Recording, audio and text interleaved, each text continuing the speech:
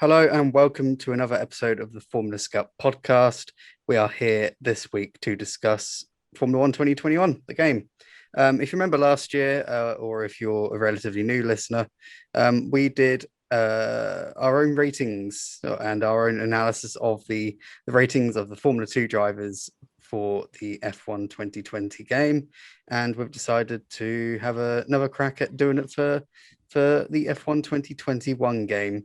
Obviously, three drivers have graduated onto Formula One from Formula Two last year. So their numbers are a little bit sort of skewed compared to the rest of the Formula Two runners. But yeah, so we'll dive straight in. We'll lay down a few ground rules as well first. Unlike last year, we actually have a little bit of an idea as to how the overall ratings are calculated for the game. I know that they're skewed towards pace rather than any of the other ratings, and we've reflected that in our own formula this year, which isn't quite accurate, but it's close enough.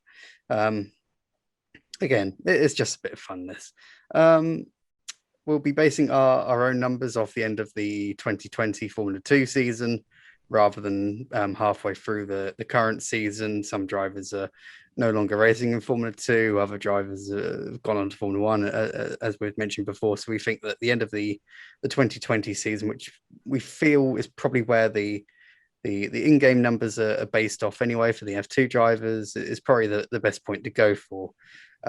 We've tried to keep the minimum and maximum numbers to roughly what the game has got. But we'll allow sort of the Formula 2 drivers to have a little bit extra in terms of some of their performance ratings compared to what the game has got to make them a little bit closer to the F1 drivers. The one thing that we are going to slightly ignore is Yuki Tsunoda's somewhat anomalous ATH racecraft, which is, I think, 20 points higher than what anyone else has got. So that's quite a big step. So we're going to limit that somewhat. So yep, four of us have contributed to these ratings. Myself, Craig Woollard, Alejandro, Alonso, Lopez, Jordan Edwards, and Bethonie Waring have all done so, and we've come up with a pretty solid response to this. I think is the best way to put it. No one seems a little bit too wildly over the top. No one seems too wildly underrepresented as well. We won't cover off all 22 drivers because otherwise we'll be here all week. But we'll cover off some of the big hitters from Formula 2 last year and some of the drivers who perhaps were a little bit done dirty by the game as well. So we'll get straight into it. So I don't know whether you guys have actually played F1 2021 or not, but I haven't. I don't have the time to.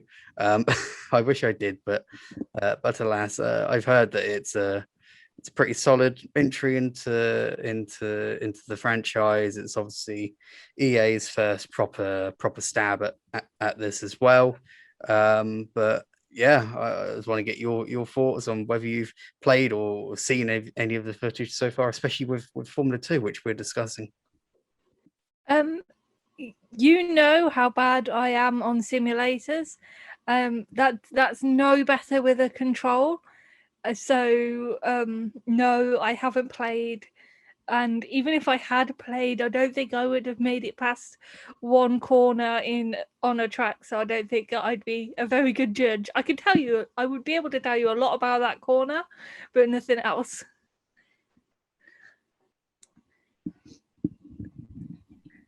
I haven't played either, but I've spoken with some people that have played, and they said that yes, it was an okay game, a good game actually to play with, especially with Formula One cars. But some of the people I talked to criticized actually the Formula 2 cars and modes you can play with them. I don't actually know what happened, but they weren't really happy with what they were giving. So let's see. Actually, I'm thinking about playing it. I have to buy the game first, so maybe I'm able to tell you all a bit more in the next episode. But yeah, let's talk about the ratings now.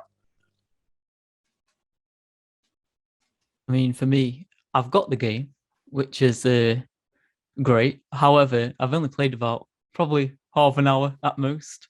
So I'm not very experienced in there just yet. It's nice that they've got the Formula 2 cars from the start of the game this year. Because I remember last year, they just like appeared halfway through the year. So that's nice, I suppose. But yeah, not too much to report, but it looks good so far. Excellent. So we are all totally inexperienced, really, in the world of Formula 2 on F1 2021. So we are absolutely the best judges for this going forward. So we'll kick off, I think, with the highest rated driver in game of the 2020 Formula 2 drivers, and that's Yuki Tsunoda. As I said, I think the ratings for the F1 drivers are taken from around France time. So all the three graduates, Yuki Tsunoda, Mick Schumacher, and Nikita Mazapan, are somewhat skewed, I think, a little bit higher than perhaps what we will be giving them. He got a real rating of 82, which is considerably higher than anyone else on the grid. So we've given him an overall rating of 77, which is our joint highest, with one other driver. We'll be identifying him shortly. And he's got the joint highest pace out there. So, Jordan, based off last year, fair? Yeah, I mean, our scores, I think we've got a bit closer. I'll just say that. But yeah, I suppose. Yeah. Alejandro, are you happy that he's the joint highest? Yes. Well, I think probably 82 is too much. Let's say that way for a Formula 2 driver, especially. But definitely, he had some solid performances. I actually think he was the best in the grid last year. And yeah, probably we're giving him 77. And I think it was actually our highest rate, so I think it's fair. Yeah, probably evaluated him correctly. I think taking into account that he had some issues, so he couldn't display all his potential. And maybe if that hadn't happened, we would have given him even higher mark. But I don't know. Let's see. I think it's correct. Yes. And Bethonie, we were both heavily in deep conversations last year towards the end of the year over who the coveted number one spot of the Formula Scout top 50 goes to, and we gave it to Tsunoda in the end. But you gave Schumacher a higher pace rating. Can you explain your thought process behind that? He was just faster, I felt. over the course of the season. I know it's everyone says F2's spec cars, but we all know that teams do play a part in that overall as well. But I just felt in general Schumacher was faster, and so Tsunoda could be quick on his day, but I just felt it wasn't quite where he need to be fastest overall. Maybe I just overrate Schumacher because I'm consistently rating Schumacher higher than everyone else over the past couple of years, but that was just how I felt thinking back over Tsunoda's season as a whole. Yeah, well, you were the one person to predict that Schumacher was going to take the title last year, but I digress slightly. Yeah, I'm quite happy with Tsunoda being joint top. I always felt last year is a very, very valid case for sticking either of the top three, well, maybe even the top four drivers in the championship as the number one spot. Very, very difficult to really come to a conclusion on that. So I think that's a very fair analysis. Having the joint highest pace out there is good as well. Yeah, I just think the game sort of just bolstered him up a little bit too much based on his his Bahrain heroics, rather than a more concerted overall view. But let's move on to the other driver we've got rated at 77 overall, and that is Calum Ilot, the runner-up last year. His in-game rating is 66, which I took one look at and thought, oh no. Alejandro, that's surely doing him dirty, definitely. Yeah. I honestly I don't understand how they came with a 66 for Calum Ilot, which was probably, in my opinion, he was the second best driver out there last year. He was fast in every single weekend, and if it weren't for some mistakes here and there, especially in Silverstone, one sprint race he spun, and then the other, well, he had made contact with Tsunoda earlier, and then he stalled in the future race in Monza. But yeah, a 66 is definitely way too low. He was championship contender. He was there till the very, very end, and I think, yeah, if we look where his teammate is in the standings in last year's standings, so definitely he has to be rated higher. That's why I actually gave him, like, I think 78, probably, if I'm not wrong. I gave him lots of pace because he's super fast, one lap, and also over the course of the race. So yeah, I think we've done it better than the game. Yeah, you've actually given him the same statistics as Tsunoda, but obviously you've given him a bit more experience, which I think is valid, given that he has been knocking around the junior ranks for quite a bit longer and has a bit of Formula One experience under his belt as well, as of the end of 2020. Jordan, you've also given Ilot a really high rating.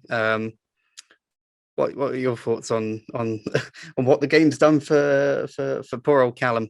Yeah, it's definitely not fair, is it? And I think probably the developers were maybe setting the ratings around the time of maybe winter testing. Maybe that's why Tsunoda's score is so high compared to the other top F2 drivers. But yeah, he's definitely been done dirty there, and he should have been up there, shouldn't he? Really, with Schumacher, with Tsunoda, with Schwartzman, and I can't remember what Schwartzman was given by the game, but yeah, he should have. He's definitely been overlooked, let's say, possibly. But yeah, definitely, I think he's one of the top drivers for me last year, as I'm sure a lot of people feel the same. So yeah, that's my thoughts on it. Mm-hmm. Yep, and Bethonie, you've got him right in the top three as well for your ratings. You've obviously been following Calum for a very long time now, so yeah, 66 is definitely not doing him justice, right? It's not doing him justice, but it's also not doing the rest of the field justice. If you're going to have a driver rated 66 and he was the only person to really bring it up, and he was leading the championship at one point, he took the title down to the wire, and you're only going to rate him 66. That says that the person that beat him and really struggled to beat him wasn't that good, and the people that didn't beat him were also not that good, which is just not true. We know that field was great, so it was ridiculous. I get that the three drivers who made it to F1, they've got probably bumped stats because they made it to F1, but Schwartzman didn't make it to F1 and he was still 70. He was the third best in the overall game.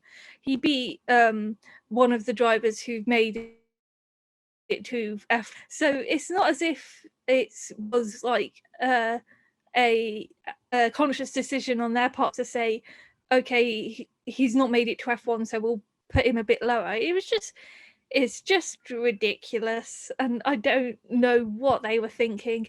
Calum's been in a junior single seaters for a while, but he got into junior single seaters very young. But I think that's overlooked as well. He had basically no karting experience, and Red Bull dumped him in F3. So it's just crazy. I think generally for most of the stats are roughly okay. We've all changed them a little bit, but that one was just like, I wonder if they're holding a grudge against him or something, because it was a bit anomalous. Yeah, certainly. The thing that got me is that his pace rating in the game is only comparable to the rest of the F2 field, but there were times last year where he had a absolutely extortionate advantage, especially in qualifying. And that's the sort of thing that his teammate, who we'll be getting onto later, wasn't necessarily able to replicate on a consistent basis. So yeah, I just think like in terms of his race pace was absolutely outstanding at times as well. Think back of his charge at Monza after that stall to come back from the back of the pack well into the point. So yeah, certainly he deserves to be right up there in our overall ratings and on pace and pretty much in everywhere. So let's move on to the champion, Mick Schumacher. We've actually given him sort of ever so slightly a downgrade, but I think that might just be more for how my calculations go, basically, in comparison to the real world calculation. I tried so many different combinations to try and get it all to line up, but I couldn't quite get it to work. So we haven't really made too many changes to Schumacher. Nothing massively extortionate.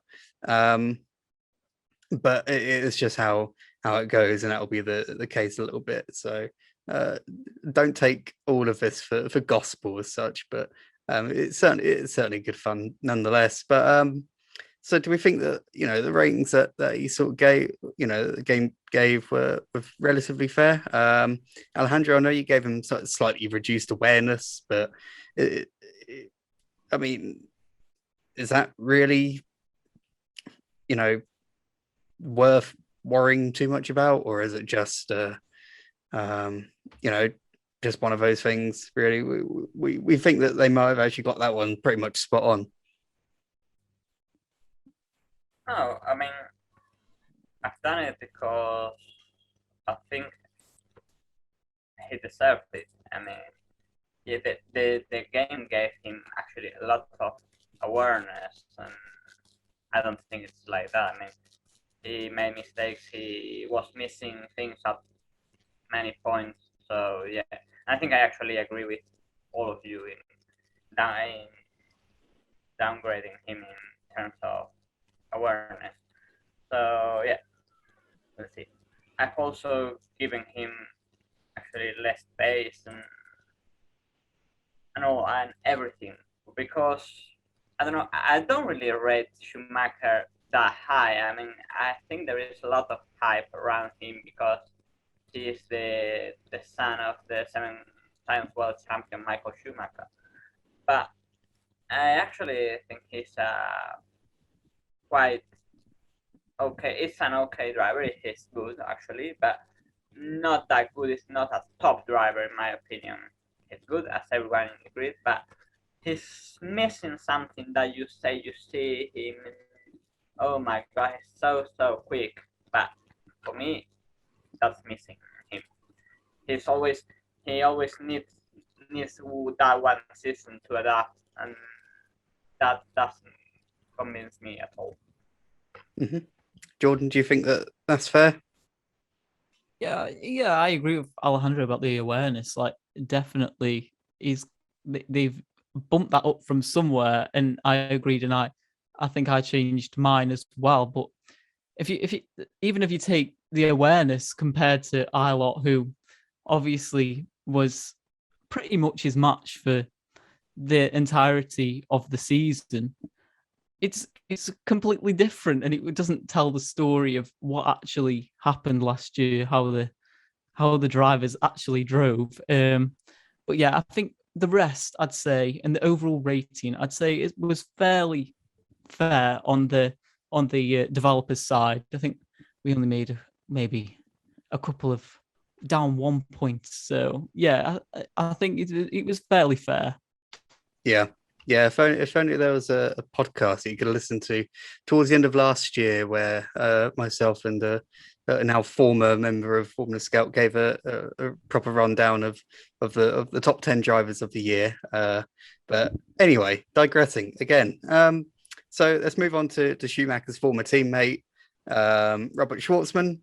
He's the Formula 2 driver who didn't graduate to Formula 1, which got the highest rating overall in the game, the only driver to break into the 70s, and we've upped him still based on what our assessment is. Bethonie, you gave him a huge pace number. Do you think that's fair, given how strong his 2020 was and how unlucky he got at times with being caught up in collisions and a couple of technical issues towards the end of the year? Yeah, sure, but I don't know if it's just my I'm looking at this in kind of nostalgia, but I think Schwartzman had a really strong 2020, and maybe I'm looking at this as more of a comparison to his 2021, not intentionally, but considering it hasn't been that great, I thought he was great last season. He was, at times he was a better and quicker driver than Schumacher, which was not great for Schumacher, seeing as Schwartzman was a rookie. Obviously, he didn't quite have what it took to beat him, but at one point it didn't seem so unrealistic that he'd take the title. So yeah, I've probably maybe bumped him up a bit too much based partially on the downgrade that I expect he'll get but at the end of this season. But I don't think it's completely undeserved either. He was very quick. I think he was as quick as his teammate on his day, and just in general had quite a nice smooth season. Yeah, I think that's very won more races than anyone else last year as well, which is quite easy to forget. He won 4, I believe. All of these things sort of blur into one these days, which I'm pretty sure I've said a million times on this podcast already. But Alejandro, would you say that you were surprised to see one of the F2 drivers who's still racing to be rated a little bit higher than one of the drivers who graduated to Formula 1, that being Nikita Mazapan? No, actually not. I think it's fair. It's completely fair. I mean, yeah, of course, Schwartzman is way better in my opinion than Mazapan. Considering how high are the rates for Tsunoda and Schumacher, probably expected Mazapan to be given something higher, because he also did have a quite good season. He had some very strong feature races, but he also has had completely off moments. So yeah, but I'm not surprised at all to see that Schwartzman has been given a higher rating than Mazapan. Maybe I'm surprised that Mazapan is on 67. I think he was 67, right? And not 69 or so, but it's okay. I actually don't find it incorrect. We'll get on to Nikita Mazapan in a not too distant future, but rattling on, let's move on to Dan Ticktum, ever the controversial driver to talk about. He's got a real rating of 66 as well, which was exactly the same as Calum Ilot, which I thought was we've bolstered him up to 72, which puts him 5th in our overall ratings. I think he was a little bit lower down in our top 10, in the top 10 drivers of the year last year in the championship, but Alas, Alejandro, you gave him the lowest score though. So, can you explain your thought process behind that?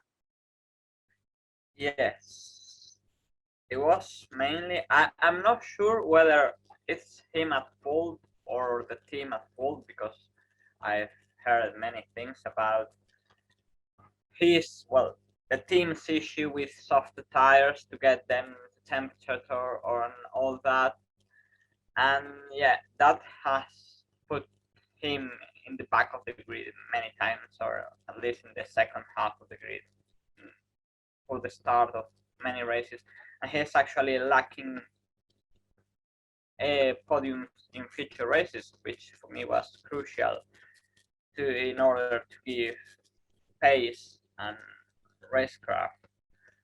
So yeah, that's probably why I've given him a 70.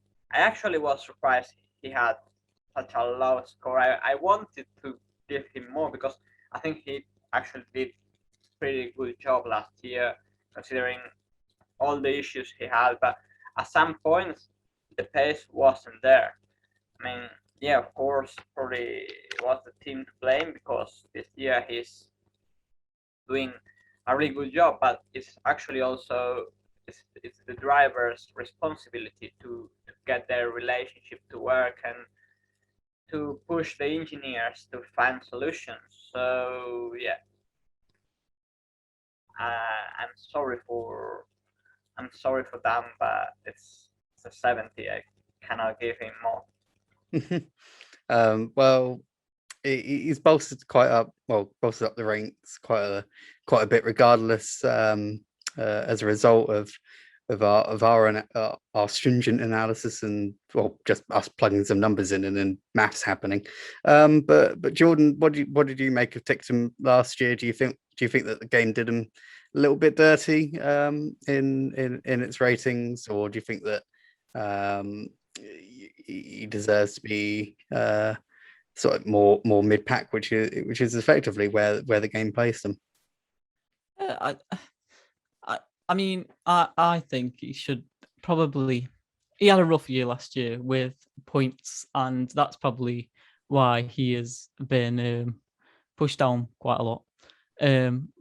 But I think he's probably around. He would have been last year around the top end of the mid pack. He's not up there with Schumacher, Tsunoda, Ilot, obviously. But I think Tictum, he can show great moments last year, but it wasn't necessarily always consistent, wasn't necessarily putting everything together to make it work. So that's probably why he's been pushed down so much. But yeah, I think I've probably I've put him a little bit higher, I think. Let me see. Oh yeah, I put Tictum 72 in total. So yeah, I'd say around the top of the mid pack maybe.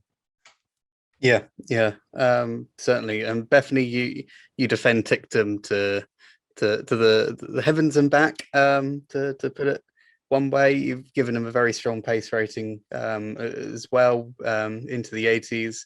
Just generally high scores all around. So another driver that you felt might have been done a little bit dirty by the game. Yeah, I think he was probably about right relative to Calum, but relative to real life, maybe not.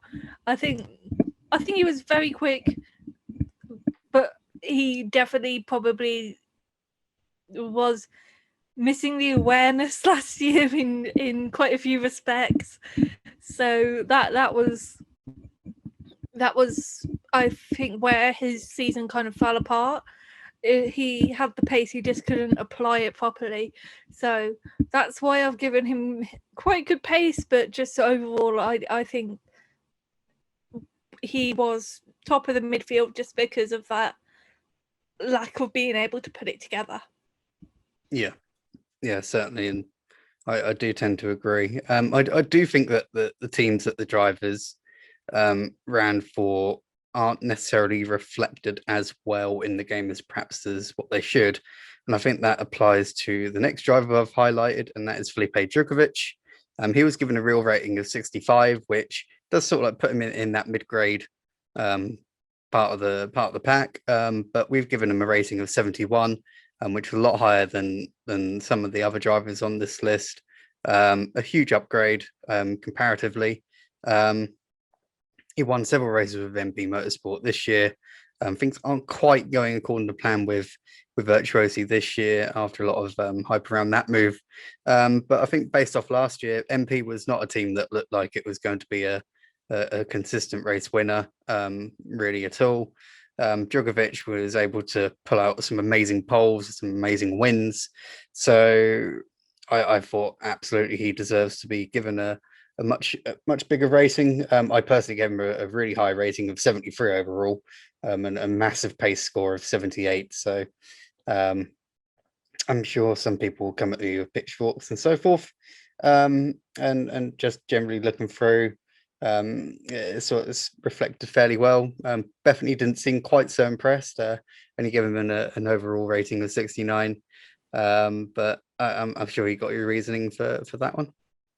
Yeah, I think I fell into the same problem as the game in that it's hard to distinguish how much of his poor performance was based on the team rather than if all the cars were equal, where he would have been.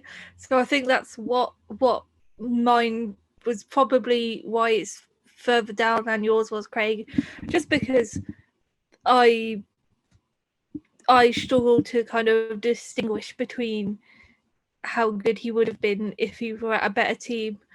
And maybe that's also, again, this year kind of seeping into that judgment. Yeah. Let's move on to Christian Lingard, and we'll rattle through some of these. Christian Lingard, obviously another multiple race winner. Last year in Formula 2, his championship campaign in 2021. The less said about that, the better. I think is the way to put it. And we're getting them very similar scores to Djukovic. So, Jordan, do you think that's a fair assessment, or do you think that there was quite a lot different between the two drivers last year? I don't know. I think, in my opinion, Lingard stood out a little bit more than Djukovic, but I don't think that they were necessarily that different. But I think Lingard definitely had more talked about moments. I think that's probably why we think of Lingard as being maybe a little bit better than Djukovic last year. I don't know, but yeah, that's my opinion. But I'd say relatively, if you look at it maybe objectively or something, they're probably around the same. Well, the game rated Lingard a little bit higher than Djukovic. So, Alejandro, do you think that was a fair assessment, or do you think our assessment is a little bit better?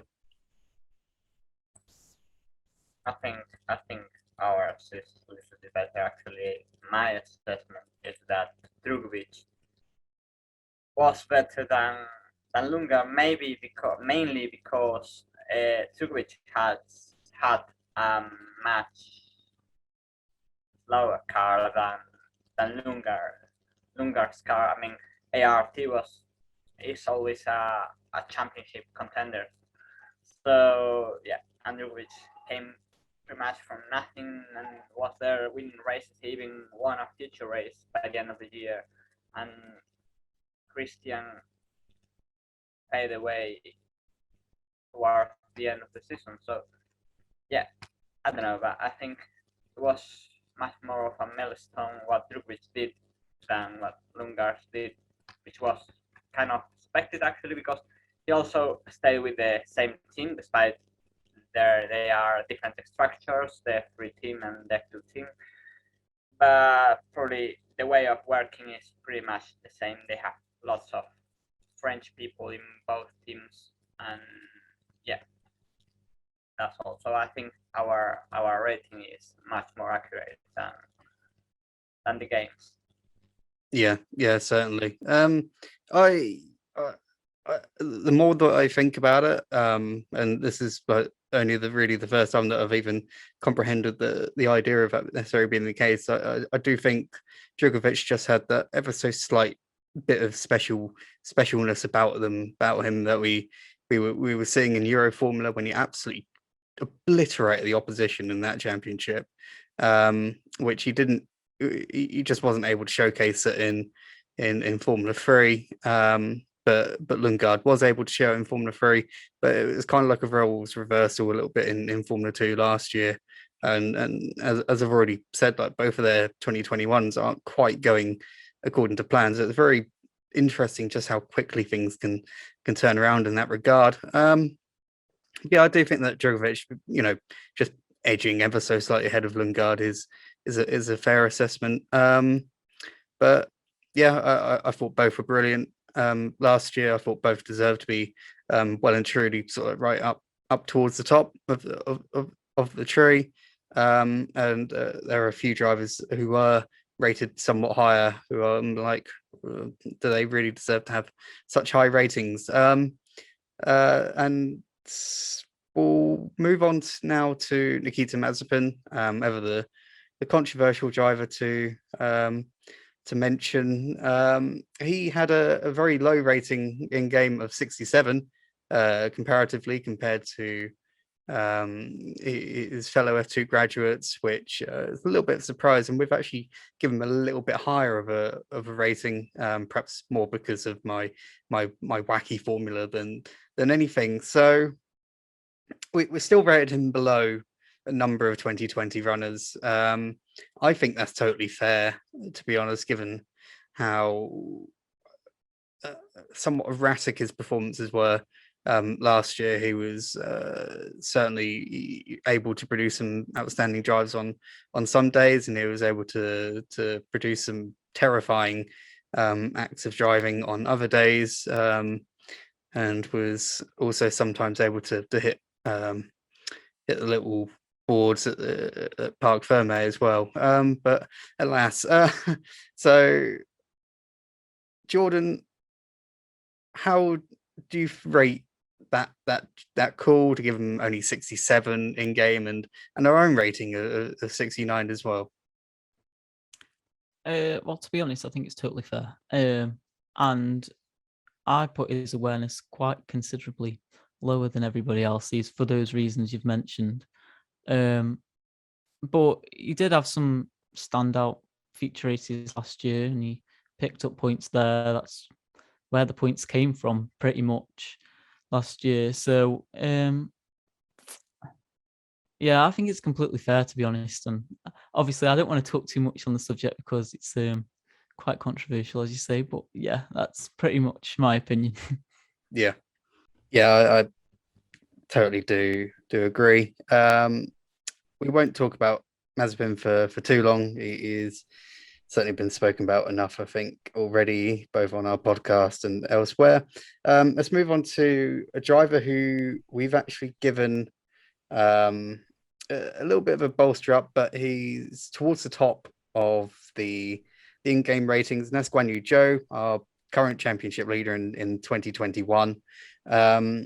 He's been given a real rating of 67, but we've given him 69. His championship challenge started off perfectly by taking pole in Austria, and then it went downhill very quickly from there after a mechanical issue, and he just never seemed to recover from that. But Alejandro gave him a pretty low pace in comparison to a lot of other drivers. I do think that that's probably fair, sort of considering last year. He's obviously shown a lot better this year in comparison, but when you do sort of look at last year as a whole, there's absolutely no way that he should have been sort of like knocking at like the top 5 in the in-game rating, surely. He was the biggest disappointment of the season for me last year. Definitely. I mean, I expect so much from him because he actually did a good first season in Formula 2, which I didn't expect at all after all his European Formula 3 seasons with top teams and some lack of results, at least from my point of view. I mean, he was driving for Prema and best championship result was like 8 or 6 or something like that. I don't really remember. Sorry, but yes, I was forced to give him low marks because I don't know. He was lacking something. He had the package. I mean, Calum was right there with the same team, and he was always behind Calum. So, and considering he, even last year, people was already talking about the possibility of having him in Formula One as the first Chinese to drive in a Grand Prix. So, and then he took his maiden win in that controversial race at Sochi with that incident. I think it was Mazepin and Aitken, wasn't it? Or I think it was Giotto and Aitken, yeah. if I remember rightly. So I know Mazepin was the previous year. Also caused a similar incident with Matsushita. Yeah. Sorry about that. So, but I mean, that wasn't enough for me because it's a sprint race and then it was shortened, so he had a lot to prove and prove nothing. Yeah, I do think that he seemed to get on top, struggled to get on top of the 18-inch rim tires, and that caught several drivers out. I think, especially the ones that did graduate from, well, the ones that carried on from Formula 2 in 2019. Jordan, Joe, yeah, it just definitely didn't work out last year for him. So when you look at his rating that the game gave him, it doesn't necessarily reflect his struggles. I reckon. Do you agree? I agree, yeah, but I felt so sorry for Guan Yu last year. Like it felt like it felt like it was bad luck and then turned to disaster, really. So yeah, that might have been reflected maybe in the scores I gave, because I feel like I was a little bit more lenient. I tried to be fair for everyone, but it's hard last year for Guan Yu, and I think probably the game is maybe, I don't know, we've probably done okay with our results versus the game for Guan Yu, I suppose. Yeah. We'll move on, and we'll move on to the 2017 season runner-up, which seems like an age ago now when you think about it, a whole car generation ago, and that's Artem Marklov, massively experienced, huge fan favorite as well, but with HWA Race Lab last year, it just really did not work out for him. He notched up a handful of points finishes here and there, if I remember rightly, but we certainly didn't see the kind of audacious lunges that we were used to in the past and so forth. Bethonie, his rating in game was 63. We've given him 67, but obviously his experience is going to play a factor in there. He's obviously got Formula One experience, which helps as well. So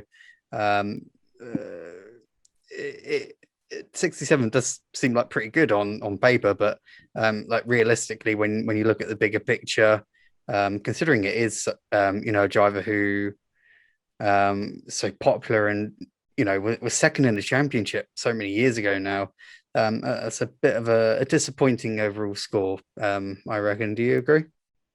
Yeah, but obviously I have memory problems, and when I came round to doing this, I was like, was Marklov even in the season last year?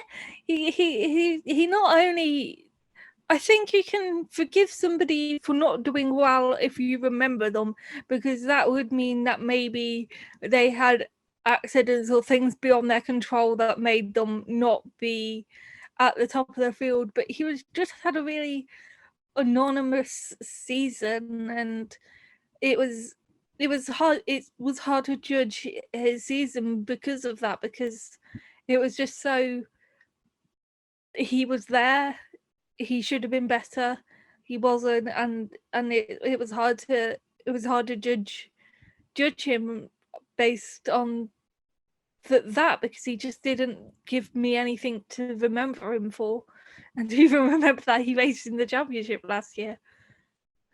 Jordan, do you remember Marklov racing at all last year? Because I think of Marklov last year, and all I can seem to recall is bright pink outfits, spinning off on the way to the grid at Styria, and crashing out at Hungary. Yeah, just that BWT racing pink. Really, that's it. No, I think we expected more probably with all of his experience going into 2020. So yeah, I agree. It was well more experience than the rest of the grid, but yeah, it's pretty much the same as what Bethonie said. Yeah. Alejandro, do you think that the fact that he was racing with HWA, a team that really struggled last year, do you think perhaps we may have been a little bit harsh in that regard? Or do you think that what we've given him is entirely fair when all things are considered? It's entirely fair. And looking at it now, I think we've even given him a higher rate than he deserved. I'm going to talk some controversial facts about Marklov now. I mean, he took like 2 years or so to get up to speed and compete for wins in Formula 2 in GP2 series. Actually, it was back in the GP2 series days with his, let's say, own team. And then by the end of the season at Sochi came Jay Hughes with 0 experience at all in Formula 2 cars, Formula 2 tires, and he outpaced him in qualifying. Jake, I think he put it in, I don't know if 12th or so at least. In the first run he was into the top 10, I remember that. So, and then Boucher was pretty much matching him and even outpacing him too. So yeah, big disappointment from Marklov. Yeah, I expect a lot more. I know fans love him, but I think his reputation comes from very good results, very good displays, but mainly because he had so much experience with a team that was built around him. So, I think that's totally fair. And you do bring up a very good point about Jake Hughes. The other ground rule that I forgot to mention earlier is that we're not talking about replacement drivers or anything like that. So the likes of Jake Hughes and Ralph Boschung have been omitted. So sorry if any of those drivers are listening to the podcast, but you won't get mentioned. But those are our rules. Next year you'll get mentioned, Ralph. Don't worry, I'll make sure of it. Yes, definitely. I'm sure he's a big fan of the podcast. But I digress. Let's move on to one of the drivers who was rated basically the last of all of the drivers in game, and that's Roy Nissany. He was given an overall rating of 58 in game, which we've bolted up to 64. I don't think I didn't feel that his 2020 season was anywhere near as bad as people on social media and so forth made out, and certainly not as bad as the game made out. He got a little bit unlucky at times, pulled out some fine results with a Trident team that looked pretty much towards the back in most respects. Probably could have been in a scrap for at least a podium finish at Spa as well before colliding with his Williams junior teammate Dan Ticktum. But yeah, Nissany, perhaps not the most overwhelming driver last year. I think that's safe to say. A lot of experience at this level and at Formula 3.5 level as well. So absolutely loads and loads of experience under his belt. But we've bolstered up a little bit, given him an overall rating of 64. Is no longer the last of the rated drivers as well, although I'm sure his experience certainly helps in that regard compared to some of his other drivers towards the tail end of the grid. But Bethonie, thoughts on Nissany? If you can remember Nissany being around much last year, or did you just sort of had to do a bit of research to come up with your numbers? No, I actually remembered Nissany, which is why I'm surprised that he was so much lower, because he did have some good performances last year. They weren't it obviously wasn't like groundbreaking performances, and given his experience, it didn't feel like a grand accomplishment, but he did have some good performances, which is probably, I think, at least why I put him higher than the game did. I don't know about you guys, but that was kind of my basis for it. Yeah. Jordan, what did you make of Nissany?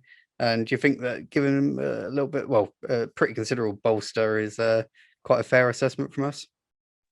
Yeah, I think so. I think I pretty much kept him thereabouts the same. I think mine went up a little bit, but I obviously increased the experience because they, for some reason, put it considerably low.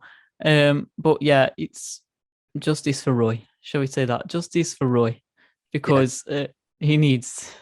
We've done a much better job. Yeah, maybe we need to start a hashtag on Twitter. But yes, let's move on rapidly to the final driver I've got listed down, but I'll run through the rest of the drivers that we don't go in depth on, and that's Guilherme Samaya, who with one of the drivers is going to have to get given the lowest rating of all. On this occasion, it's Samaya. We have to remember that we're basing this off of 2020, not 2021. He certainly showcased a much stronger performance this year in comparison to last year. But last year he was consistently at the back. He was either having incidents or having almighty engine failures. I seem to recall one at Monza, which was quite spectacular. And we basically give him sort of lowest ratings across the board. But as I said, someone was going to have to do that, and I think to give that to the driver who was consistently off the back of the pack. He was sometimes a couple of seconds off the pace. We're not talking Mahavir Raghunathan or Alessio Delatraz levels of uncompetitiveness, but yeah, someone was going to have to be at the back. His real in-game rating is actually 62, so we've actually reduced it a little bit. But Alejandro, that's got to be fair, surely. Yes, he's actually the only one in the I put it in the 50s, 59 for him. I mean, he tried, but he was not good enough, and neither has been this year. I mean, he hasn't scored a single point, and the Charus is capable of scoring points. So yes, but last year was terrible. I mean, he was completely off the pace, fighting for nothing at all. Yeah, at least he was decent compared to those big names we've had in the back of the grid, like you said, Raghunathan and Delatraz, were definitely who shouldn't be in the grid. Yeah, certainly. And Jordan, finally. So Samaya I mean, I think he's pretty much the only driver who we've given a notably lower overall rating to out of the whole of the 2020 grid, really. So is that a fair assessment? Do you think that the game sort of was a little bit skewing him a little bit too much, maybe finding some knowledge or data that we weren't aware of, or something like that? Because I can't figure out how they've given him an overall rating that's just one below Marklov, for example, who I mean, irrespective of how terrible his 2020 season was, the talent was obviously very much still there. But with Samaya, it was, well, I mean, we said last year several times it was just a year way too early for him. maybe even 2 years too early for him. So, do you think that's fair, all things considered? I think our score is completely fair because the way they've reflected it as if he was fighting with the mid pack, which he wasn't. So, and to be honest, I can't really remember that much because it was like there's no point focusing because it's just like we knew last year from the performances that it felt like there wasn't anything there to give. So that was my opinion last year. Not too much, but I feel harsh. I don't want to be too harsh. I mean, the lowest down must be bad enough.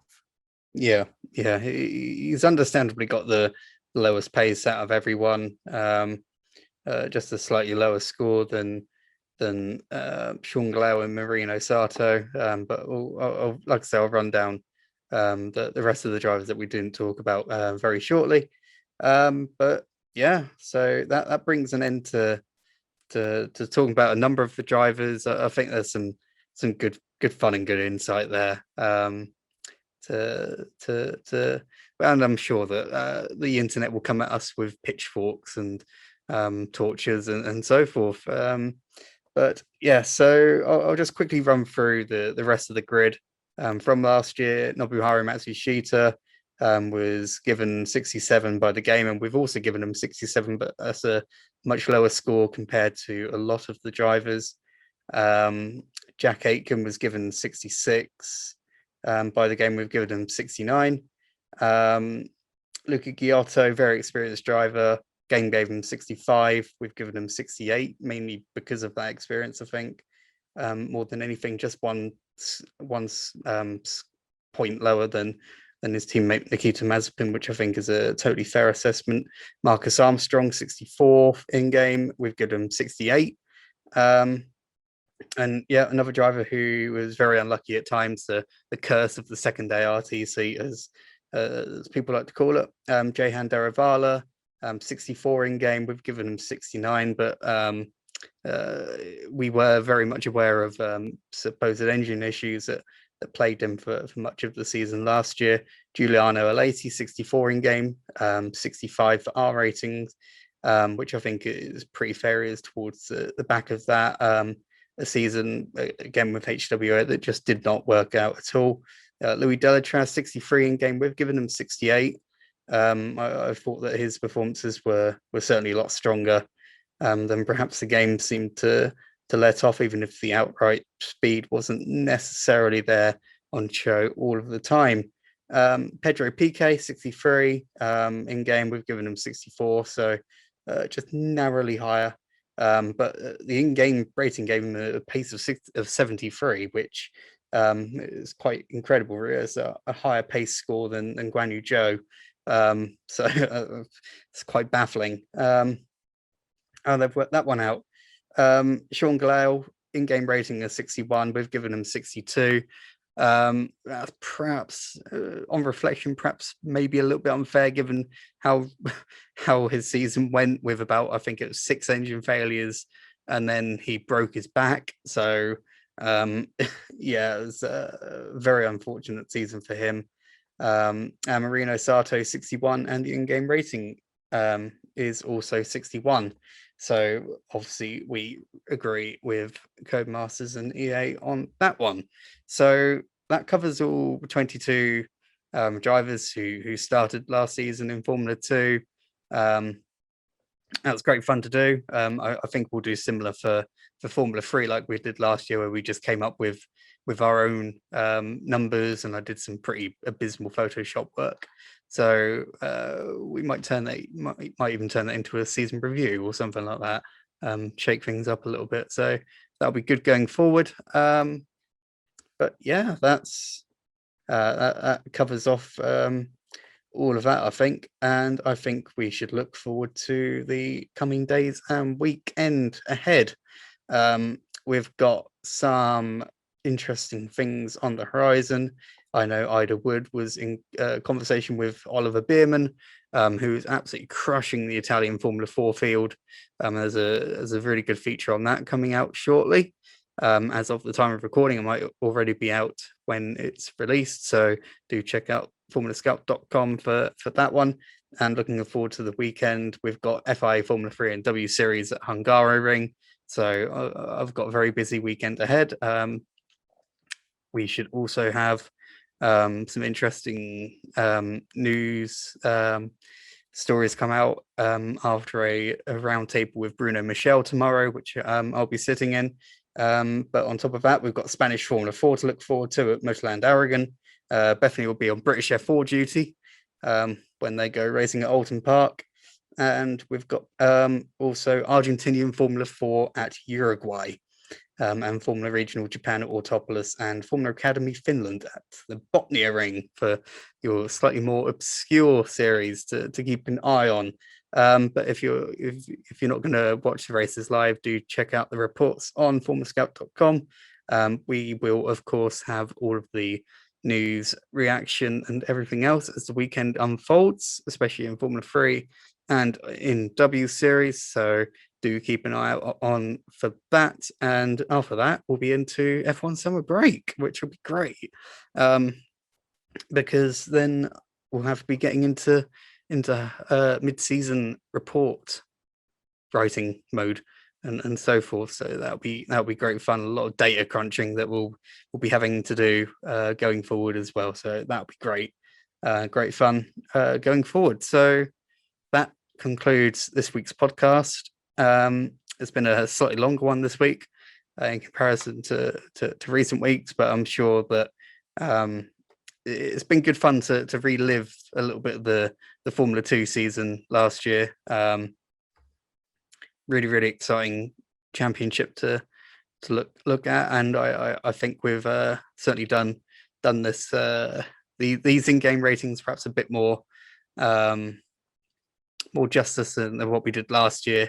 Certainly got things a little bit more streamlined and so forth. So yeah, that's been great. So we will see you next week with another Formula Scout podcast.